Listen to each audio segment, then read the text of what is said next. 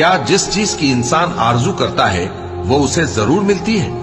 سو آخرت اور دنیا تو اللہ ہی کے ہاتھ میں ہے، اور آسمانوں میں بہت سے فرشتے ہیں جن کی سفارش کچھ بھی فائدہ نہیں دیتی مگر اس وقت کہ اللہ جس کے لیے چاہے اجازت بخشے اور سفارش پسند بھی کرے۔ جو لوگ آخرت پر ایمان نہیں لاتے وہ فرشتوں کو لڑکیوں کے نام سے موسوم کرتے ہیں، حالانکہ ان کو اس کی کچھ خبر نہیں۔ وہ صرف خیال و گمان پر چلتے ہیں، جبکہ خیال و گمان حق کے مقابلے میں کچھ کام نہیں آتا۔ تو جو ہماری یاد سے روگردانی کرے اور صرف دنیا ہی کی زندگی کا خواہاں ہو، اس سے تم بھی منہ پھیر لو۔ ان کے علم کی یہی انتہا ہے۔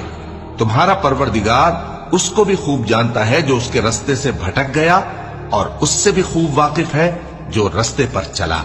اور جو کچھ آسمانوں میں ہے اور جو کچھ زمین میں ہے سب اللہ ہی کا ہے، اور اس نے خلقت کو اس لیے پیدا کیا ہے کہ جن لوگوں نے برے کام کیے ان کو ان کے اعمال کا بدلہ دے۔